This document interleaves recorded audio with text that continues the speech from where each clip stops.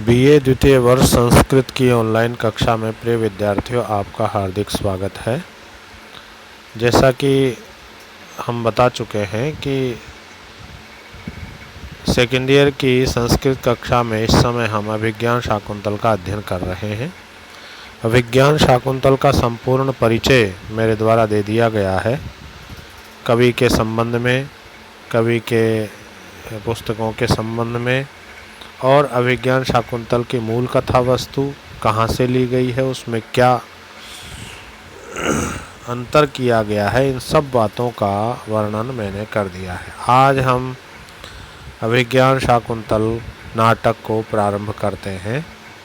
इस नाटक का पहला श्लोक 4 लाइनों में है और एक बड़ा श्लोक है जो कि सृगधरा छंद में है।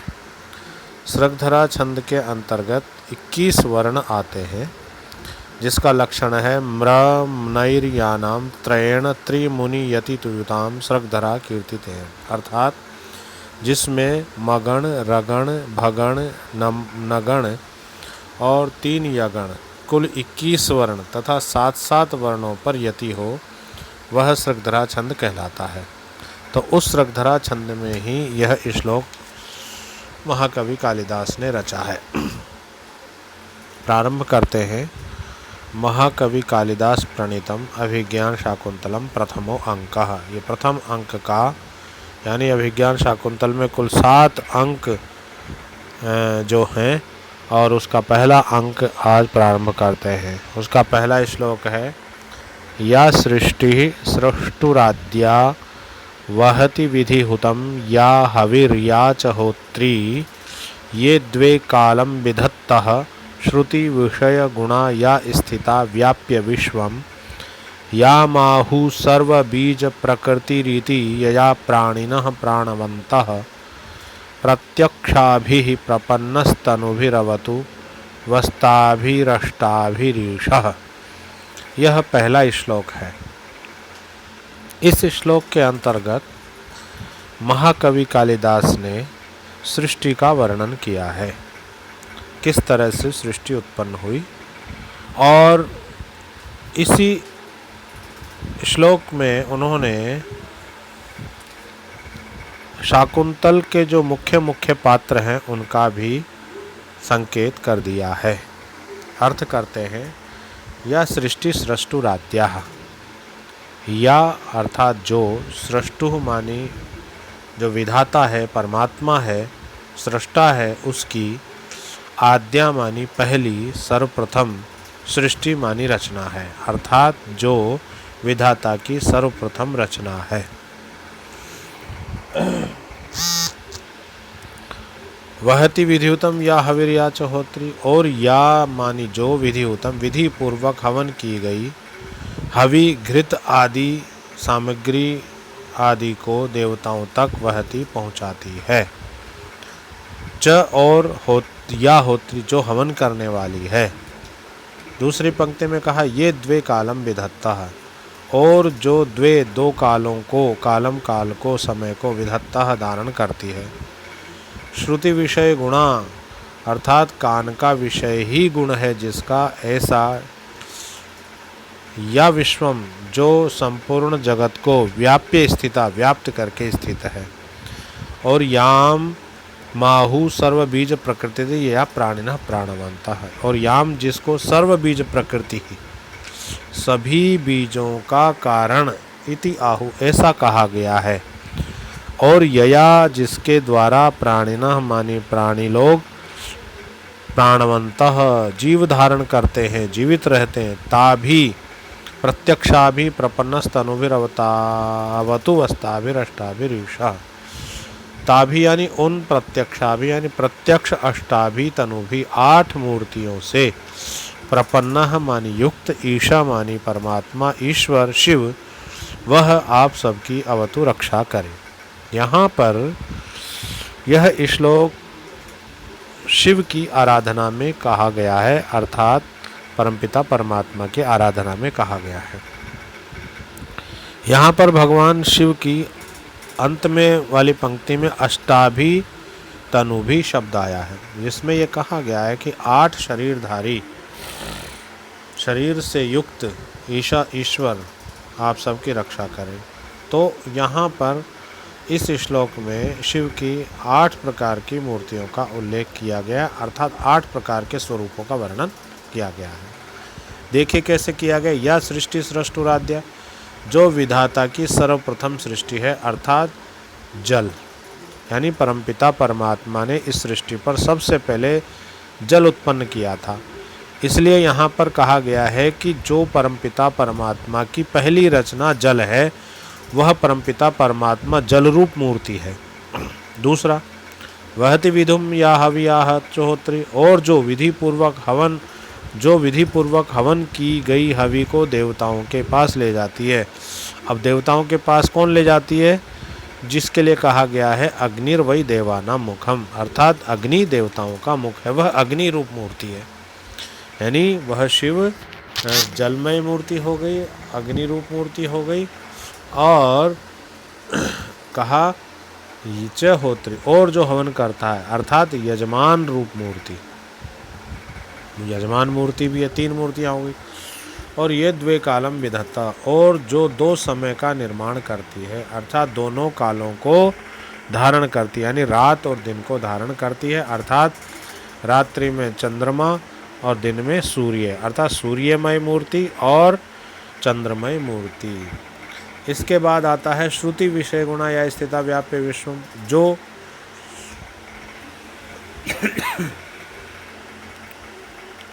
शब्द जिसका गुण है और जो संसार में व्याप्त होकर स्थित है, अर्थात आकाश, यानी आकाश का गुण शब्द है।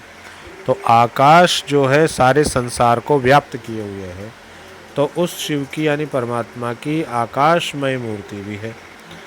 और कहा गया है यामाहु सर्व बीज प्रकृति रिधि, और जिसको समस्त बीजों का कारण कहते हैं, यानी पृथ्वी, यानी पृथ्वी में किसी भी प्रकार का बीज बो दो, वह फूटकर बाहर निकल आएगा। तो जिसको समस्त बीजों का कारण अर्थात पृथ्वी रूप मूर्ति। और कहा गया यया प्राणिनः प्राणवन्तः, और जिससे सभी प्राणी जीवित रहते हैं, अर्थात ऑक्सीजन वायु में होती है, इसलिए वायु रूप मूर्ति।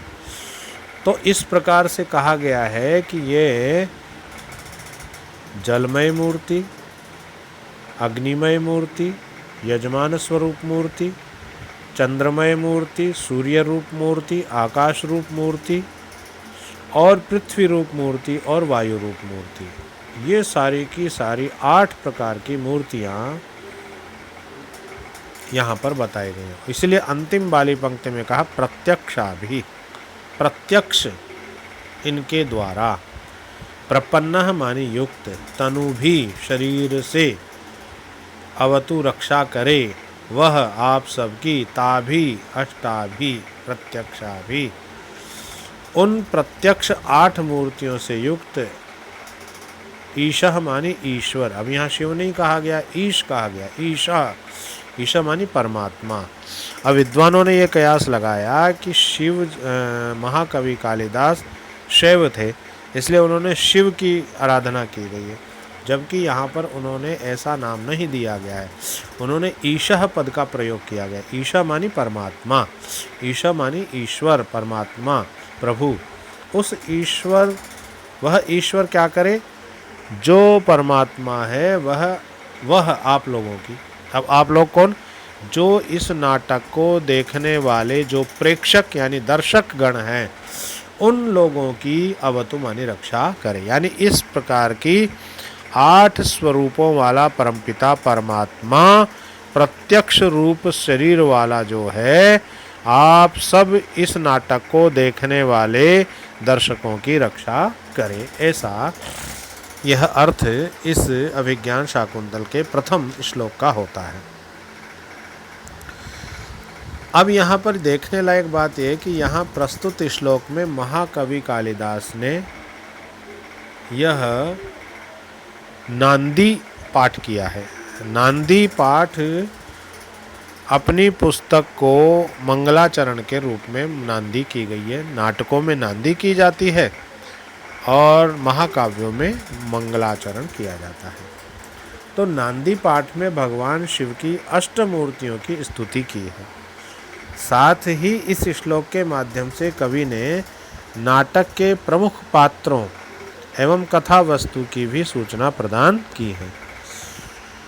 इसकी दूसरी व्याख्या इस प्रकार हो सकती है, की जाती है, या सृष्टि ही सृष्टुराद्या, जो विधाता की प्रथम सृष्टि है, अर्थात नाटक की नायिका जो सर्वश्रेष्ठ स्त्री रत्न है, शकुंतला की ओर संकेत है। वहति विधिहुतम या हविर्याचहोत्री, और या जो इस वाक्यांश से सुरत विधि से प्रदत्त दुष्यंत के वीर्य को धारण करती है, अर्थात शकुंतला के गर्भ धारण करने का संकेत इसमें किया गया है। और याचहोत्री, और इस वाक्य से हवन करता यज्ञ करता जो कण्व ऋषि है उसकी सूचना दी गई है। और ये द्वे कालम विधत्ता, और जो दो कालों को अर्थात सुख दुख में साथ रहने वाली शकुंतला की जो दो सखियां हैं, अनुसुईया और प्रियंवदा, की सूचना इससे प्राप्त होती है। और श्रुति गुण स्थिता व्याप्य विश्वम, इस वाक्य से शकुंतला एवं दुष्यंत की कथा का संकेत है जो समस्त विश्व में व्याप्त होकर स्थित है।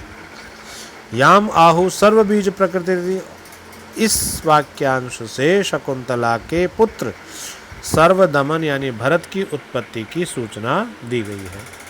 और यया प्राणिना प्राणवंतः से शकुंतला एवं दुष्यंत के पुनर्मिलन रूपी सुखांत नाटक का संकेत इससे प्राप्त होता है। अर्थात दुष्यंत जिस प्रकार शकुंतला एवं पुत्र भरत से मिलकर प्रसन्न हो जाते हैं, उसी प्रकार प्रजा भी प्रसन्न हो जाती है। इस प्रकार से इस श्लोक के माध्यम से नाटक में आए हुए पात्रों का भी संकेत किया गया है। तीसरी बात, प्रस्तुत श्लोक में कवि ने मंगलाचरण किया है। संस्कृत काव्य लेखन की परंपरा में मंगलाचरण द्वारा ग्रंथ के निर्विघ्न समाप्ति एवं सभी जीवों के प्रति कल्याण की कामना की जाती है। इसलिए यहाँ पर यह मंगलाचरण नांदी के रूप में किया गया है। यह आशीर्वादात्मक स्तुति को नांदी कहते हैं। यहाँ पर पत्रावली नांदी पाठ है, क्योंकि इसमें अभिधेय कथा वस्तु का श्लेष या समासोक्ति के माध्यम से कथा बीज का विन्यास किया गया है। जैसा कि मैं पहले ही बता चुका हूँ कि इस श्लोक में सरगधरा छंद है और इसमें अलंकार अनुप्रास है। अनुप्रास का लक्षण है शब्द साम्यम वैषम्येपि स्वरस्य, अर्थात शब्द समानता का जहाँ पर होता है, वर्ण समानता जहाँ पर होती है, शब्द साम्य जहाँ पर होता है, उसको अनुप्रास अलंकार कहते हैं। तो प्रिय विद्यार्थियों, आज हमने अभिज्ञान शाकुंतल नाटक के द्वारा प्रथम श्लोक को पढ़ करके इसका शुभारंभ कर दिया है। अब निरंतर हम इसके श्लोकों का अध्ययन करते रहेंगे। आज की कक्षा में इतना ही। आगे की कक्षा में कल इसका आगे का अध्ययन किया जाएगा। धन्यवाद।